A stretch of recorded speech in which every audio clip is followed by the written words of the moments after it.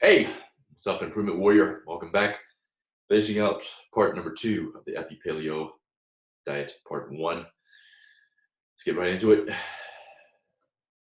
So we are on brain nutrients here, which is step 6. Okay, so step 6, you need a constant supply of brain nutrients to maintain optimal brain function. Brain needs to connect via the thalamus to Earth's magnetic resonance and via the eye, skin, via the sun. Okay, so minimum at least 3 to 5 days per week, and at least one meal must contain these nutrients, and that is the bare minimum. Okay, the sicker you are, the more you need. And we covered a couple of the things via the sun, how important that is, and Earth's magnetic resonance. That was covered in EMF webinar part 1. Watch that. And also the sun was covered circadian biology. Circadian biology is number 1 in the 13 pillars of health webinar. And it's the most important, obviously, since it's number 1. And also it was covered, I believe, it should have been covered in all of the webinars, the sun and connecting to the sun. Okay, so remember, don't just jump into these webinars without watching the other ones or getting a review of the other ones. So key minerals to brain greatness. Mineral number 1 is iodine. Iodine. Okay. World agencies make laws for it to be included in the food supply. That is how important it is. Best sources are going to be shellfish, then fish, coastal plants, seaweed, and algae. Okay. Others that are not as good, you got eggs, then you got some meats and nuts. Some meats, of course, not the grain-fed, corn-fed, soy-fed, factory-farmed meat. The best meats are going to be the offal meat, so the organ meats, and then, of course, grass-fed meats. T4 and T3 power, okay, you will see that again and again coming up. Super important. So it's thyroid. That's your thyroid, part of your thyroid hormones. T3 especially, okay? Nothing is more important for brain maintenance and development for a baby or infant, okay? So super, super important. I'll make a separate video of the supplement that I use. I use Lugol's iodine and iodide, okay? And I make sure my wife gets it, because right now we have a 13-week-old and we want to make sure his brain is functioning. And also I put drops of that in his milk as well. And I always make sure I get it. I get at least 4 to 8 drops of it per day, even though I'm eating seafood every single day. Okay, but it's super, super important because it impairs, low iodine impairs ketone body formation. When a baby is being breastfed, it's basically the only food they're eating. They are in ketosis pretty much all the time. So they need, if that happens, low iodine, there's no myelination of the brain. And when that happens, the brain stays young, it doesn't fully mature. The myelination doesn't fully occur until somewhere between 25 to 28 years old, okay? So super, super important. And that's because the brain doesn't myelinate until that age. It's the reason why in the US, I don't know if it's the same elsewhere, but it's the reason why you cannot rent a car or you cannot book a hotel room until the age of 25. Okay. All right. And then hearing. All right. Hearing is our highest metabolic demand, the auditory complex. It will cause demineralization if your iodine is low. So keep your iodine up, eat your seafood, supplement. Okay. Iodine low in pregnant women, you have no expansion of the neuronal pool. So you cannot make new neurons, which is super important because of the electrical capacities of the brain. That basically goes away. Iodine is the major driver for encephalization. Brain growth is shunted by two big factors. Number one is poor nutrient density, and number two is a disease that doesn't allow assimilation of those nutrients. Okay, so we want, number six, constant supply of these brain nutrients. The brain gut is tied intimately together. It's needed for the formation of the brain. Some people say the gut is the second brain. Some people say the gut was the first brain, and it formed the actual brain in our coconut. Okay, so both of them are extremely important. Remember, eyes, skin, gut, lungs. Four most important surfaces on our body. They are antennas, basically. Okay, and there you go again. Iodine, T4 and T3. Super, super important for the thyroid and overall metabolism, overall health, overall brain development. Okay, brain mineral number two is iron. Okay, iron is located in the cytochrome proteins in your mitochondria to make energy, and in the heme molecule of hemoglobin, which is composed of red blood cells that carries oxygen into the bloodstream. Okay, so super, super important. The brain gets 20 to 23% of cardiac output every single heartbeat. So that's huge. It's 1/5. Right? So you need to make sure you get plenty of iron for performance and hemoglobin and oxygen delivered to the brain. Because if there's no oxygen, then you're basically dead. Okay? And basically, the whole point of the mitochondria is to take electrons through the electron chain transport to turn it into oxygen. Okay? And basically, again, two genomes, mitochondrial and the DNA genome. Okay, mitochondria goes down, you go down. Iron is best absorbed from fish or meat than any other food sources by our gut. Okay, again, here we go. T4 and T3 power, thyroid. Iron facilitates the conversion of T4 and T3. Super, super important. There are 1 billion iron deficient people in the world. And there's what, 7.3 billion total? 20% of women are deficient in the United States. 2 billion are deficient in zinc, which is mineral number 3. Okay, so iron is super, super important. And if you have vegetarian, and especially if you have vegan friends, you may want to read that second point again. Iron absorbed best from fish or meat than any other food sources. Okay. And if you want to know the reason why you should not be vegetarian or vegan, Rob Wolf's Paleo Solution, it's in there. Highly recommend that for pretty much everybody. It's a great book, goes into a lot of detailed science behind everything. All right, mineral number 3, just covered it, zinc. The hippocampus. Humans learn by making new neurons and connections. Okay, autism is tied here because of this unique property of it. Right, most of the zinc is concentrated in our brain. Infant needs this more than anyone. Okay, and what did I say? 2 billion deficient in zinc. Okay, that's one of the reasons why we're seeing the skyrocketing in autism.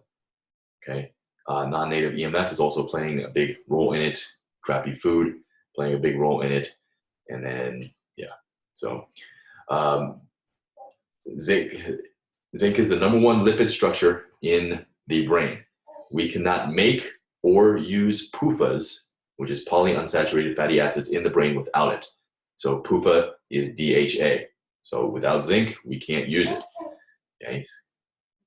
So those are the omega fats. Also the omega-6 and the omega-3. Omega-6 is just as important to have in the brain as well. Okay, because if you don't have either of those, everything works in conjunction.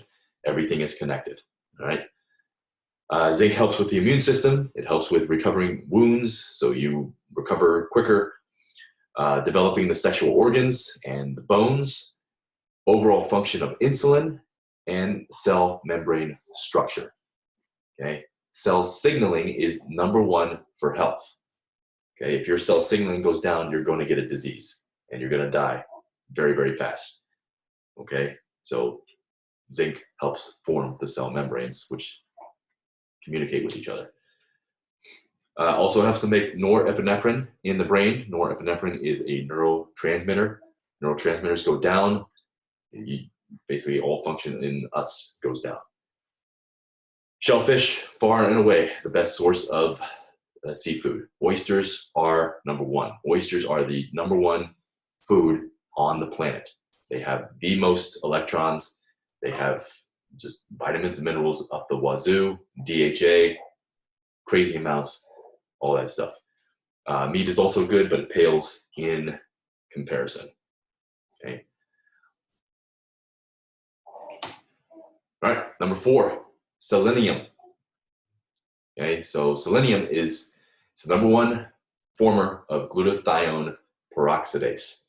So it protects us from oxidation of glycation and fat peroxidation of DHA in cell membranes.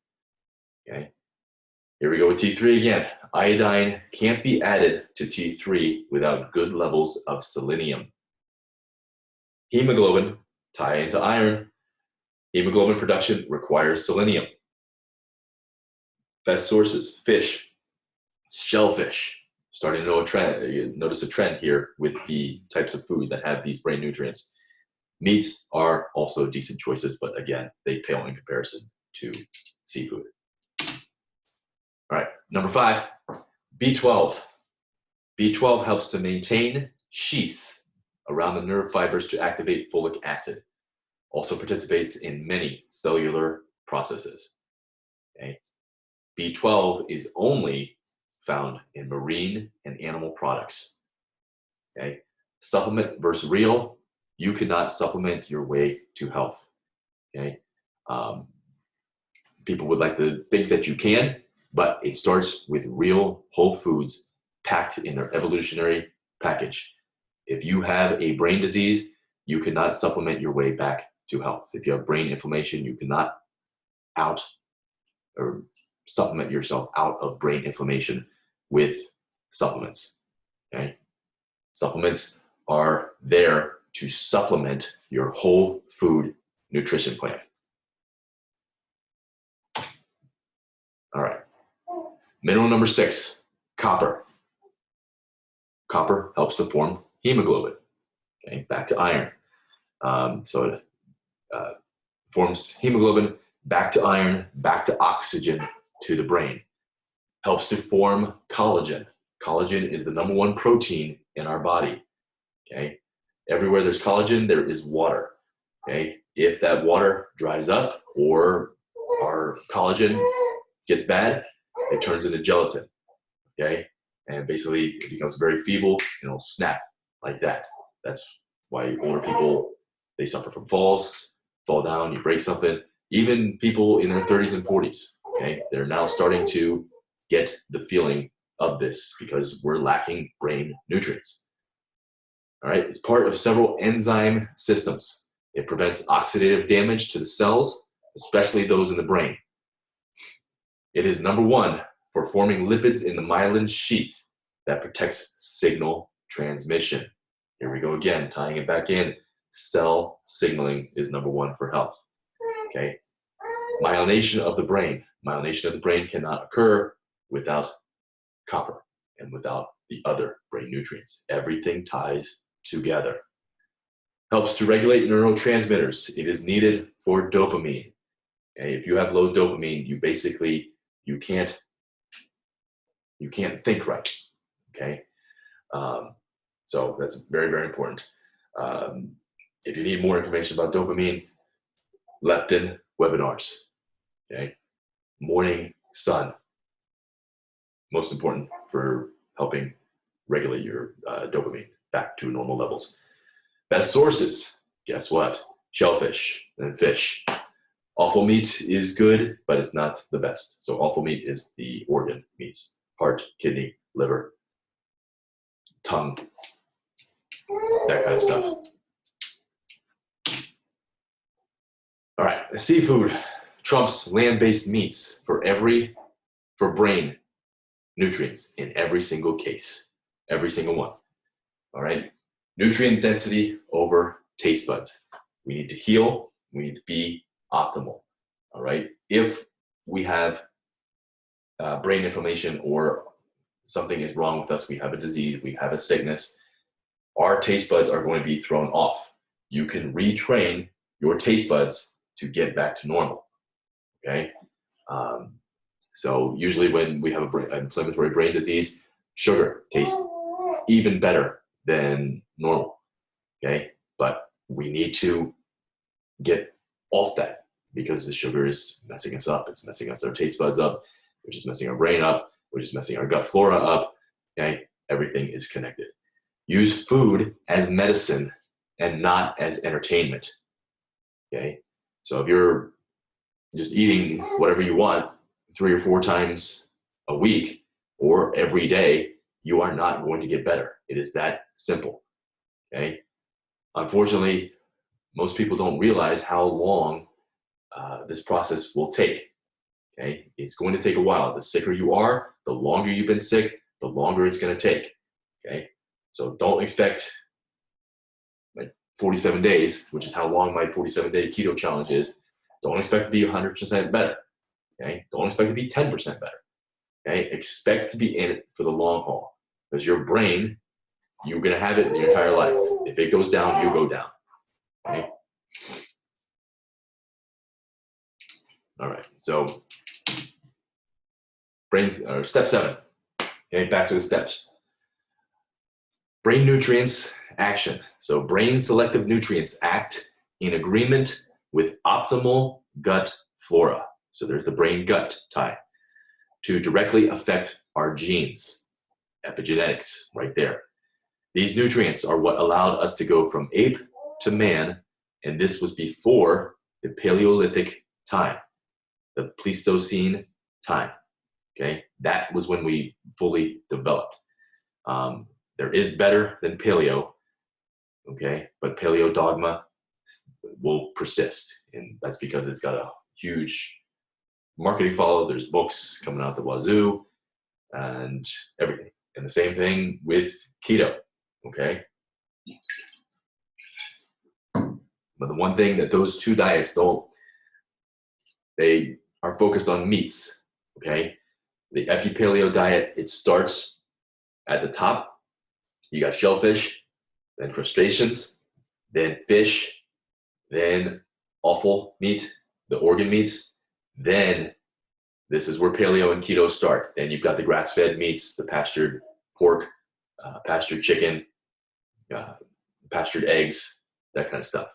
Okay, but there's many levels above that that are going to help restore your brain. Okay. All right. So here's just a quick thing that I made here. Our gut flora determines if we get fat or not. Sugar and high fructose corn syrup destroy it worse than any other food. Okay. So this was a thing that they're now selling. I was at the Lego store, and pretty much every kid had this, and it's just complete garbage. Okay. The only thing we should be drinking, water. Okay. Filtered water, fluoride-free water. That's pretty much all you need to know. Fluoride-free water. I will put links down below for the water that I recommend. So I have a pitcher that I use for all my water, and then I will fill these bottles up and I will take it to the gym, or I have a stainless steel travel bottle that I use. But I will not drink tap water. I will not drink out of a drinking fountain. I will not drink restaurant water. Okay? Because fluoride is a dielectric blocker. We covered collagen before. Okay, it's going to destroy your collagen. It's going to turn it into basically, it's like pencil. You can snap it like that. Stay away. All right, step 8, back to iodine. All right, number 1, to any optimal health plan, you need free T3, okay, and TSH, which is the thyroid stimulating hormone. Okay, iodine is best absorbed via the gut because of a enzyme called zonulin, right? It helps us absorb DHA in high amounts as well, okay? And T3 activates numerous differentiation processes in the neuronal and glial cells by binding to nuclear receptors, which is DNA, acting directly on gene transcription in developing brain and neocortex of our brain.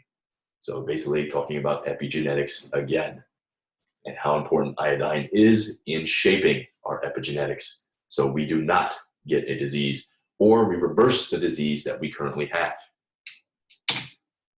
All right, step 9, the SAD diet and DHA. The SAD diet, which is the standard American diet, it's the perfect acronym. SAD diet is very low in brain-forming nutrients and maintenance nutrients, okay? Because once we get our brain back to functioning, we need to maintain that. Why we see such huge spikes in modern man diseases like autism and Alzheimer's? One is a developmental disease developed in childhood, and other is a result of lifelong defiance of brain nutrients, and instead eating more carbohydrates, especially carbohydrates out of season, and PUFAs, polyunsaturated fatty acids. Okay, so PUFAs are relatively not good for you. Okay, the only ones that are good for you is DHA, omega-3s, omega-6s, and it needs to be in the proper ratio. 4-to-1 is the proper ratio. Unfortunately, if you're eating the standard American diet, it's more likely 20-to-1 or 30-to-1 or higher, and that means you're inflamed like a mofo. Okay. Derivative docosanoids is an antioxidant, so it's a neuroprotectant, NDP1. So it basically protects us for DHA, a protection for DHA, antioxidant for DHA. PUFAs are great electrical conductor and insulator for reactive oxygen species. And that's the omega-3 and the omega-6s, and there's also omega-9. And I believe there's one other one. So if brain DHA goes down, you are more likely to have protein folding issues, okay? And if our proteins cannot fold correctly, that's when we get the diseases of aging. That's when Alzheimer's disease shows up, okay? So bad things happen when that happens. How we usually fix our proteins is usually through autophagy, which is done during sleep. So if your sleep sucks, then you have inflammation, and you need to fix that. You need to fix that more than anything. The Epi-Paleo diet can help, but resetting your circadian biology, watching all the other webinars will help you as well. Okay, but if we don't repair those proteins, basically we use the same proteins for the next day when we're supposed to have all new proteins, and we use those and we keep recycling them. But sometimes some of them don't get recycled, and then we're using proteins that are a week old, a month old, a year old, and that's when things really start to get hazy and foggy, and modern man disease shows up, which we do not want. All right, the brain energy hog for nutrients and oxygen. You know, I said 20 to 23% cardiac output goes towards the brain. If it doesn't get those nutrients and that oxygen, performance goes down, and it goes down fast. Okay, if you've been eating SAD for 30 to 40 years, and then you all of a sudden switch to the Epi-Paleo diet, or you can call it the Epi-Keto, Epi-Low Carb High Fat, whatever you want to call it, it may take 3 to 5 years of consistency to get back to optimal. Okay, it's not an overnight thing, but if you don't want your kids having the same issues as you, it is possible, it is necessary, and it is worth it. Okay, I'm not saying you can't have a treat here and there, okay, but the everyday kind of thing where you're eating crap, eating more crap, okay, that's got to stop if you want to get back to healthy, if you want to get back to optimal. Okay, what about keto, LCHF, paleo? Those diets are perfectly fine. They're 100% better than the standard American diet.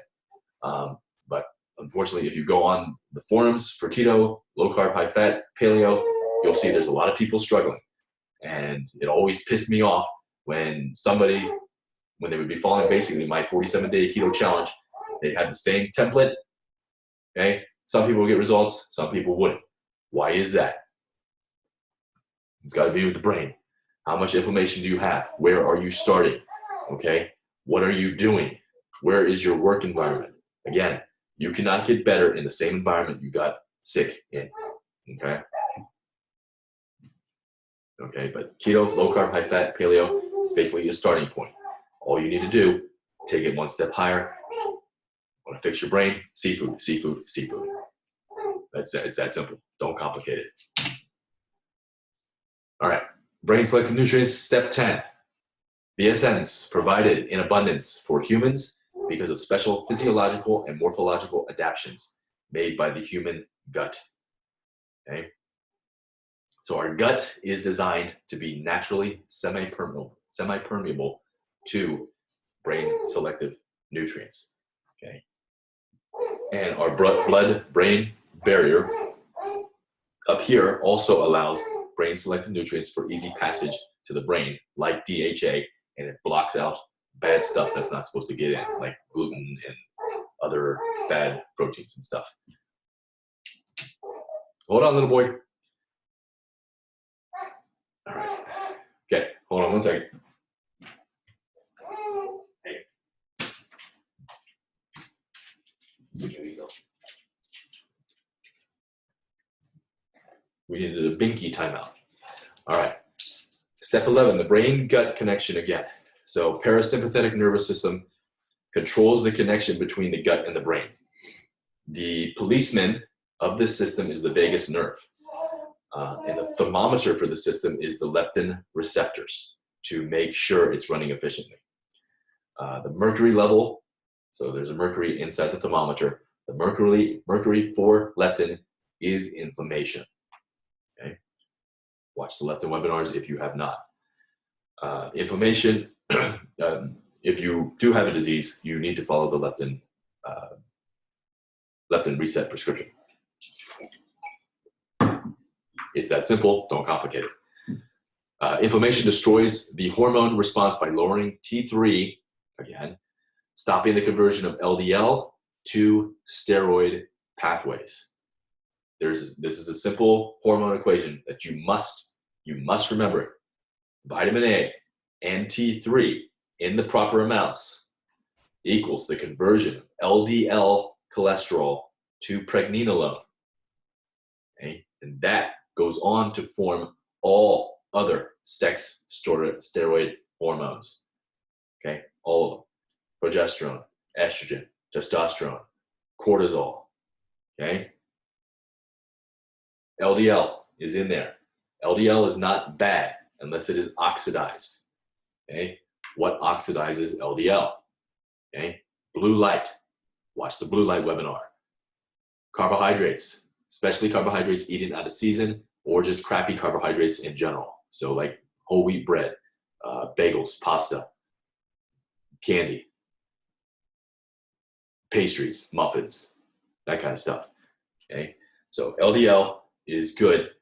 We want the large, fluffy LDL. We don't want the hard, dense. That means it's oxidized. When you get an LDL test, never ever get just the cholesterol test where it gives you total HDL, total LDL. You want your particles tested so you know what the LDL in there is. Okay? I will post some information below this webinar about cholesterol. If you are on a statin drug, get off of it as soon as possible. I will post resources. There's hundreds of resources telling you why you need to be off that stuff. Okay?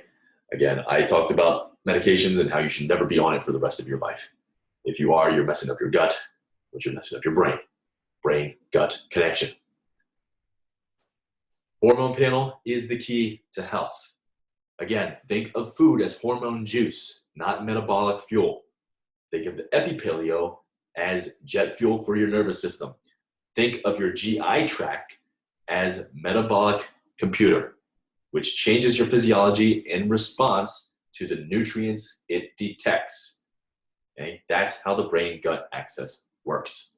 Okay, so if you are constantly feeding in crappy food, it's going to sense, so the standard American diet, it's going to sense those crappy food, has no nutrients.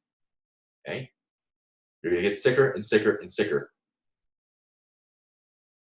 If we're following the Epi-Paleo diet, brain selective nutrients, it's going to detect those and it's going to start to heal your body and your brain. All right, step 12, cooking. Cooking of marine foods impedes optimalness. Raw is the best, or you just simply need to eat a whole bunch of cooked seafood. Okay? Cooking does this to most foods, so raw, as close to raw as possible is best. The sicker you are, the more you need to follow this. So this morning for breakfast, I had a smoothie. So I used, I had my grass-fed meal replacement shake in there, a couple scoops of that. I had a can of sardines and 3 ounces of raw ocean perch. Okay? You got to do what you got to do to get better. All right. Now, I'm not sick, but I am not where I want to be. I want to be better, and I want to keep getting better and keep getting better. Right. And also, I've been doing raw beef heart as well, sometimes in my smoothies, but I'll be starting to make more salads because the thing with what also impedes the placing of DHA into the proper places is saturated fat. So you want to watch the saturated fat when you are eating your seafood. And we'll cover that more here in a bit. So DHA, back to it again. Dr. Kunan, 2005 et al. Eating ½ pound of shellfish or seafood meets or exceeds requirements to fuel the brain growth in us. Okay? He showed it's impossible to form the size of our brain without seafood because of the brain's DHA requirements. So there is not enough in meat to form our brain. Okay? The Pleistocene to Paleo. Pleistocene is when we really started to develop, and that's when our brain really started to develop. Paleo was more of a maintenance phase, so to speak. Okay? But Paleo is a lot easier to say, and it's not going away anytime soon. All right, here's a quick video with Dr. Kunan talking about DHA and the selective brain nutrients. Whoops.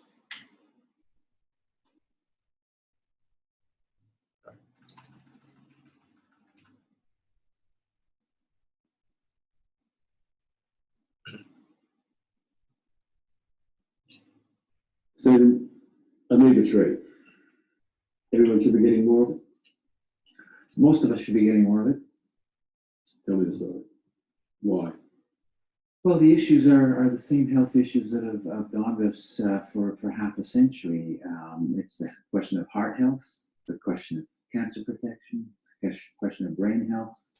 The development of the baby's brain has been under intense scrutiny since the 1970s.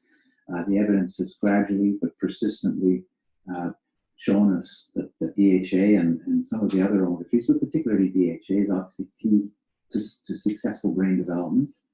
In the 1970s, we weren't thinking about degenerative brain diseases. We weren't worried that much about Alzheimer's disease, about cognitive decline. The proportion of the population that is now considered to be elderly is growing. And the disease, the Alzheimer's disease, is now a major public health preoccupation. It looks like it's protective for the aging brain. So it's not just that we need to worry about the infant, and after that, it's smooth sailing. Omega-3s are involved in cancer protection. All of the omega-3s are involved in cancer protection through mechanisms that I can't begin to explain, but the evidence is there. Heart health as well, blood pressure, So this isn't a nutrient that we're recommending for one aspect of health and that someone else is recommending something else for a different, it's recommended for all aspects of healthy development and an adult life. Is it as simple as someone taking a pill, or does there need to be a change in diet? Well, I'm reluctant to suggest that a pill is a substitute for the diet, because the diet is more than the nutrients. It's a style of living. It's a way we live. And so if you take a glass of wine with your fish, for instance, you're not going to have a wine with a fish oil capsule. You might sit down for longer if you sit down and chat over a glass of wine and a fish meal. So there's a number of things that help get the stress out of our lives about healthy. The preparation of the food takes a little longer. None of us have time for that, but that's a little bit, it all accumulates as part of the problem. So I think we eat less when we take our time. We probably, when we eat better quality, even if it's ice cream, if it's better quality, you eat less of it. So the side effects of sugars and saturated fats are diminished by eating a higher quality but less of it, whether it's chocolate or ice cream or steak or French fries. Take your poison, choose your poison. It doesn't matter. A little bit is never going to do us any harm. And if you enjoy it, that's half the battle. So we need to think of the way we live. Physical activity, I mean, nutrition cannot do it all. We're a sedentary people, most of us now. We're in the car, we're at the desk, we're sitting in front of the TV, and that builds up the risk of diabetes, of obesity, diabetes, type 2, adult onset diabetes is the main risk factor for cognitive decline in the elderly. So Alzheimer's disease doesn't come out of the closet one day. It's something that we are gradually preparing for, in a sense, by adopting poorer diets and by adopting a sedentary lifestyle. So they all interlock. It's the way you live that's important. And we're celebrating DHA, the Your Book Survival of the Fattest, pointed out that there's a range of nutrients in seafood. Tell us about those. Well, there's a number of nutrients that are important for brain function, even if DHA didn't exist, even if omega-3s didn't exist. And this has been demonstrated over many, many years. The most important nutrient deficiency in the world today is iodine. It affects 1/5 of the world's population, 1 billion people. Why don't we hear about it today? Because iodine has been put in table salt artificially by government legislation in, I think, all countries. It's not available to all people in all countries, but it's legislated. Why is it there? Because iodine is important for the function of the thyroid gland. The thyroid gland regulates your body thermostat, basically, and it regulates the development of all the organs, in particular the brain. So someone who's iodine deficient has less thyroid hormone, and less thyroid hormone means slower brain development. So you don't achieve your mental potential. This was a very serious problem at the start of the 20th century. We called it cretinism. That's what it was. People were cretins by the medical definition, very seriously mentally incompetent. And it was traced back to a single nutrient, iodine. Why was it a problem? Because people didn't eat fish or shellfish, particularly in the United States, particularly in Canada, particularly in Western Europe. And it was finally, the code was cracked, in a sense, in the Midwestern states, where fish was almost unheard of. And people realized that if they could get iodine in, and it started the process of supplementation. So we've forgotten about it. That story's a century old now. But it's coming back to haunt us because we eat less salt, table salt now. It's supposed to be bad for blood pressure. We want to eat less fatty foods. Iodine's in fish and shellfish, but it's also in meat a little bit less. So you eat less meat, you eat less table salt, we're getting less iodine again, and we're sort of starting to repeat this old problem. It's not severe yet, but in Australia, in the United States, and in Western Europe, pregnant women are starting to show signs of emerging thyroid hormone deficiency because they're not getting enough iodine. So iodine and DHA are found in the same foods. They affect the same organ, the brain, and it's the same story for iron, for zinc, for copper. These are all metals that you might say, oh my God, those are toxic metals. But zinc is an essential nutrient for some aspects of the brain. It's essential for the immune system. It's essential for the health of the skin. Copper is important for the the insulation on a nerve, and that insulation is called myelin. And if you don't have enough copper, the myelin is not made correctly, and you can't get the signal from the brain down to your leg or to run it to make a muscle work. So fish and shellfish are rich in the omega-3 fatty acid DHA, and they're rich in a cluster of nutrients that we call brain selective nutrients, which are all beneficial and work in concert to help the brain develop, and we think to help protect the brain as we get older.